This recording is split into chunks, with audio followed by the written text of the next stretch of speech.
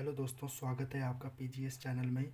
आज हम जानेंगे कक्षा 10 के रसायन विज्ञान के प्रथम अध्याय में रासायनिक अभिक्रिया एवं समीकरण के महत्वपूर्ण टॉपिक्स के बारे में बात करेंगे।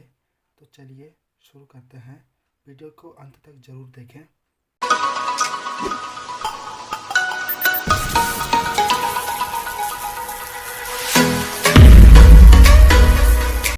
तो पहले हम बात करते हैं रासायनिक अभिक्रिया की। रासायनिक अभिक्रिया क्या होती है, तो चलिए देखते हैं। तो वे प्रक्रियाएं जिनमें नए गुणधर्म के साथ नए पदार्थ बनते हैं रासायनिक अभिक्रिया कहलाती है। रासायनिक अभिक्रिया में केवल परमाणुओं की पुनरावृत्ति होती है। तो रासायनिक अभिक्रिया में नए पदार्थ बनते हैं वो नए गुणधर्मों के साथ। अब हम आगे देखते हैं अभिकारक। तो अभिकारक वे पदार्थ जो रासायनिक अभिक्रिया में भाग लेते हैं वे अभिकारक कहलाते हैं। वे पदार्थ जो संयोग करते हैं या क्रिया करते हैं अभिकारक कहलाते हैं। अब उत्पाद भी जान लेते हैं, फिर हम इसका एक उदाहरण देखेंगे। अब हम बात करते हैं उत्पाद की। उत्पाद रासायनिक क्रिया के फलस्वरूप उत्पन्न नए पदार्थ को उत्पाद कहते हैं। एक दूसरी डेफिनेशन भी है इसकी। अभिक्रिया में उत्पन्न नए पदार्थ को उत्पाद कहते हैं। जैसे इसका उदाहरण है, तो इस उदाहरण को मैं आपको अलग उसमें दिखाता हूँ। जैसे एक उदाहरण है Mg+O2 का। तो Mg और O2 इसमें क्या हो जाएंगे, अभिकारक। और जब ये दोनों आपस में रिएक्शन करेंगे तो क्या बनेगा, MgO। देखिए जो ऑक्सीजन के कितने अणु दिख रहे हैं हमें, इसमें 2 दिख रहे हैं और इसमें है ही नहीं। तो इसमें Mg+O2 में हमें इसे बैलेंस करना है। अब इसे बैलेंस करने के लिए हम क्या करेंगे, इसमें यहाँ ऑक्सीजन के 2 अणु है और यहाँ पे ऑक्सीजन का एक भी अणु नहीं है। तो हम क्या करेंगे, यहाँ पे इसे बैलेंस कर देंगे। यहाँ पे 2 लगाने से ये ऑक्सीजन तो बैलेंस हो गया, लेकिन अब Mg बिगड़ गया। यहाँ पे Mg के 2 अणु हो गए और यहाँ पे Mg का एक ही है। तो हमें यहाँ पे भी इसे बैलेंस करना पड़ेगा। तो ये बन जाएगा 2Mg+O2 2MgO, यानी मैग्नीशियम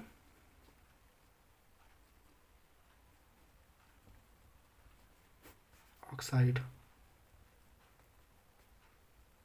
और ये हो जाएगा हमारा उत्पाद। अब देखिए दोस्तों, रासायनिक समीकरण। रासायनिक अभिक्रिया को उसमें सम्मिलित पदार्थों के प्रतीकों और सूत्रों की सहायता से निरूपित करने की विधि को रासायनिक समीकरण कहा जाता है। जैसे जिंक और सल्फ्यूरिक अम्ल है तो इसमें काफ़ी समय लगता है, तो इसलिए इनके पहले से ही जितने भी ये तत्व होते हैं इनके पहले से ही नाम निर्धारित किए हुए हैं और उन्हीं की सहायता से हम इन्हें और छोटे रूप में लिख सकते हैं। जैसे जिंक का जो सूत्र होता है वो Zn होता है, प्लस सल्फ्यूरिक अम्ल जो होता है H2SO4 होता है। तो ये हमने इतने छोटे फॉर्म में लिख दिया, इसी को हम रासायनिक समीकरण कहते हैं। जब हमने इसकी रिएक्शन करी तो हमें क्या मिला, ZnSO4, जो कि उत्पाद हो जाएगा, और प्लस हाइड्रोजन। अब हम बात करते हैं रासायनिक अभिक्रिया के प्रकार। तो रासायनिक अभिक्रिया 5 प्रकार की होती है। अब हम जानेंगे एक एक करके सब। इसमें पहली अभिक्रिया है संयोजन अभिक्रिया। तो संयोजन अभिक्रिया हमें नाम से ही पता चल रहा है, संयोजन का मतलब होता है जोड़ना।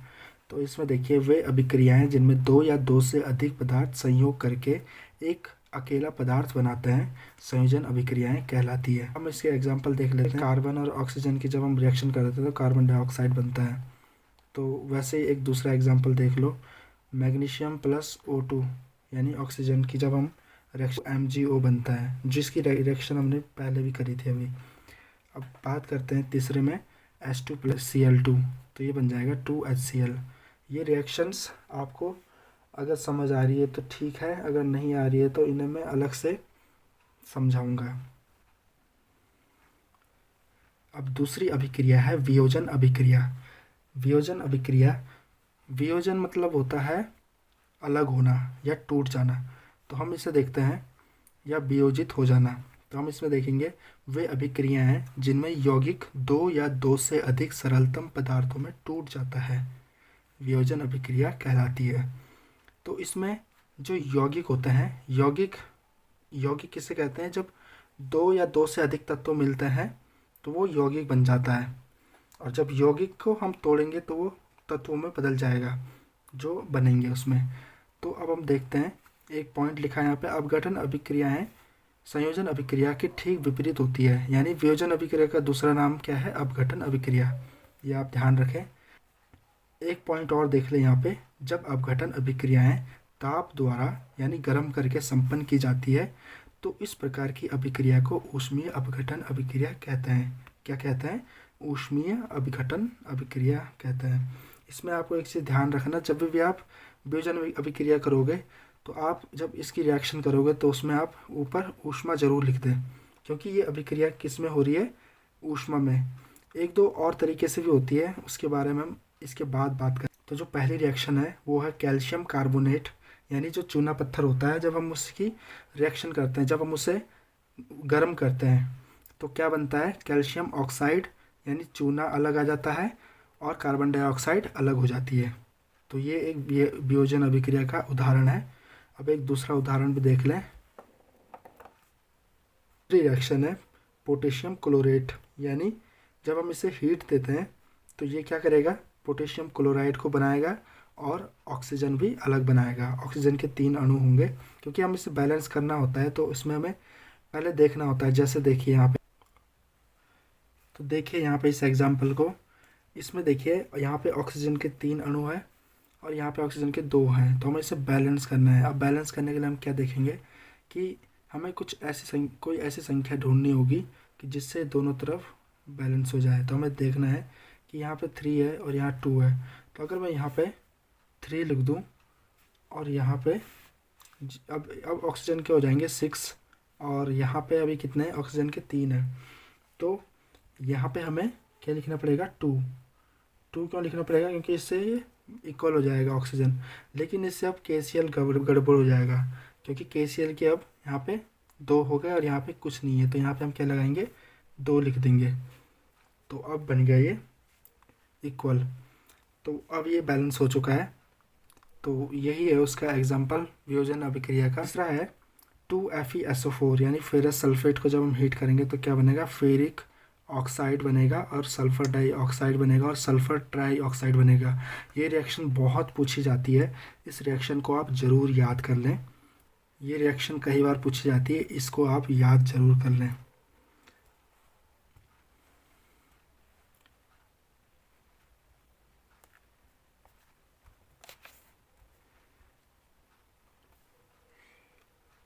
अब देखिए, एक लास्ट जो रिएक्शन है वो है PbNO3 का होल ट्वाइस, यानी कि लेड नाइट्रेट। जब लेड नाइट्रेट को हम हीट देंगे तो हमें क्या मिलेगा? लेड ऑक्साइड और नाइट्रोजन डाइऑक्साइड, और हमें ऑक्सीजन भी मिलेगी।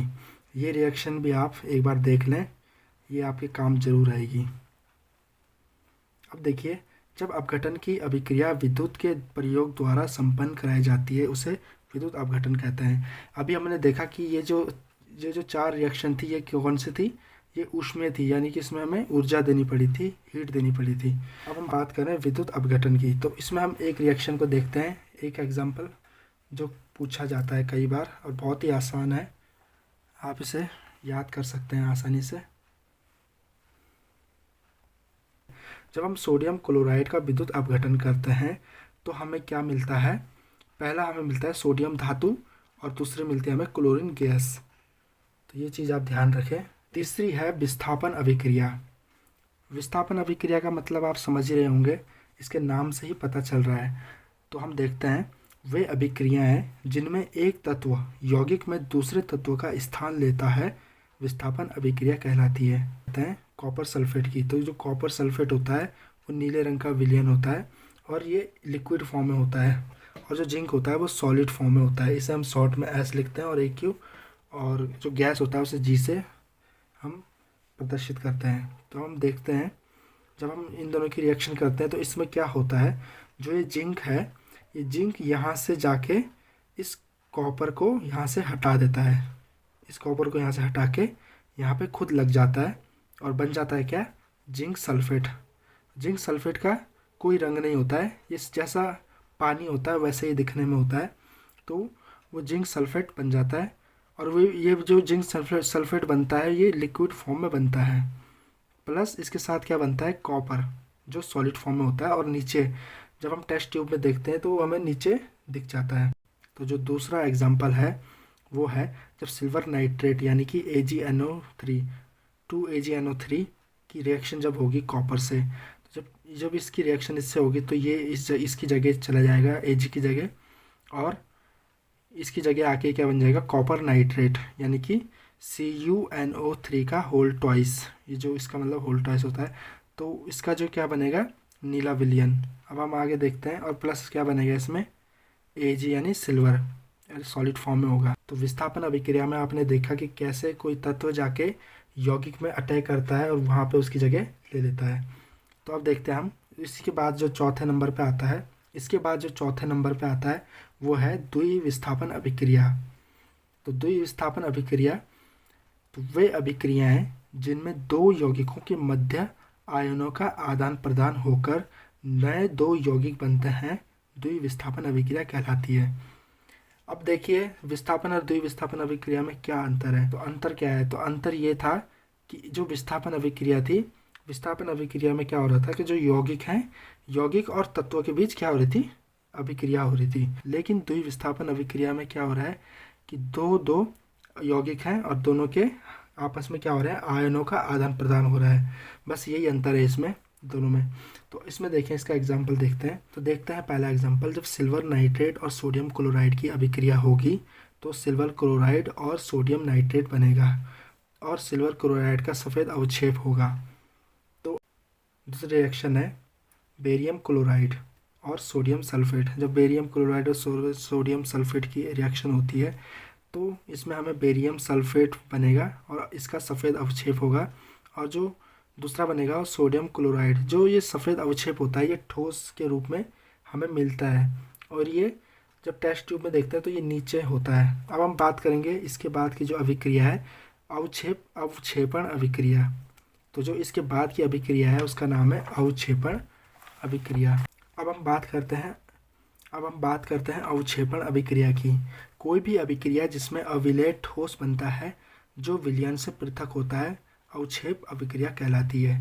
तो जो अवक्षेप अभिक्रिया होती है उसमें मैंने जब बात करी थी कि उसमें एक अलग से नीचे जो ट्यूब के नीचे जो बनता है ठोस के रूप में होता है वो, तो उसे हम क्या कहते हैं, अवक्षेप कहते हैं। तो इसका एग्जांपल देखें, बेरियम क्लोराइड और कॉपर सल्फेट। तो जब बेरियम क्लोराइड और कॉपर सल्फेट की रिएक्शन होगी तो बेरियम सल्फेट बनेगा और कॉपर क्लोराइड। दूसरा एग्जांपल भी देख लें इसका, जब कॉपर सल्फेट और हाइड्रोजन सल्फाइड, यानी जब इन दोनों की रिएक्शन होगी तो क्या बनेगा, कॉपर सल्फाइड और सल्फ्यूरिक अम्ल।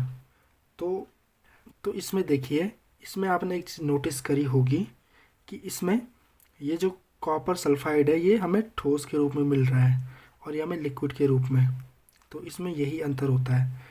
तो अब हम बात करते हैं ऑक्सीकरण, यानी पहले हम इसे देख लेते हैं। तो इसमें देखिए, किसी भी पदार्थ, तत्व या यौगिक से ऑक्सीजन या अधातु तत्व या ऋण विद्युतीय तत्व के संयोग से अथवा हाइड्रोजन या धातु तत्व या धन विद्युतीय तत्व के पृथक होने की रासायनिक अभिक्रिया को ऑक्सीकरण अभिक्रिया कहते हैं। एक चीज़ नोटिस करें, जो ऋण विद्युतीय तत्व होते हैं वो इलेक्ट्रॉन लेते हैं, तो जितने भी अधातु होते हैं वो सब उसी में आते हैं। तो इसमें देखिए, और हाइड्रोजन क्या होता है, हाइड्रोजन का जो चार्ज होता है, और हाइड्रोजन क्या होता है, हाइड्रोजन का प्लस चार्ज होता है। तो इस चीज़ को आप ध्यान रखें। तो अब देखिए इसका एग्जांपल देखिए, आपको एग्जांपल से समझ आ जाएगा ये क्या होता है। जब कार्बन की अभिक्रिया होती है ऑक्सीजन से तो क्या बनता है, कार्बन डाइऑक्साइड, और इसमें जो ऑक्सीजन होता है, ऑक्सीजन यहाँ पे जाके इससे जुड़ जाता है, यानी कि ऑक्सीजन क्या हो जाता है, जुड़ जाता है। और अगर इसकी जगह हाइड्रोजन होता है तो वो क्या हो जाता है, अलग हो जाता है। बस यही अंतर है। दूसरा एग्जांपल देखिए, जब Mg और Cl ऑक्सीजन है ही नहीं तो हमें Cl मिलेगा। तो इसमें देखिए, यानी कि हमें जब डेफिनेशन पढ़ी थी उसमें लिखा होता है ऋण विद्युतीय तत्व, और इसकी जगह जो इसमें ऋण जुड़ जाएगा। क्यों जुड़ेगा, क्योंकि ये ऋण विद्युतीय है। ये चीज़ आप ध्यान रखें। एक वैसे एग्जाम्पल है, जब 2Ki, एक एग्जाम्पल और है, जब 2Ki प्लस H2O जुड़ेगा तो क्या बनेगा, आयोडीन प्लस 2KOH बन जाएगा। देखते हैं अपचयन अभिक्रिया। ये ऑक्सीजन के विपरीत होती है, यानी कि इसमें हम देख लेते हैं पहले। ये ऑक्सीकरण के ठीक विपरीत अभिक्रिया होती है।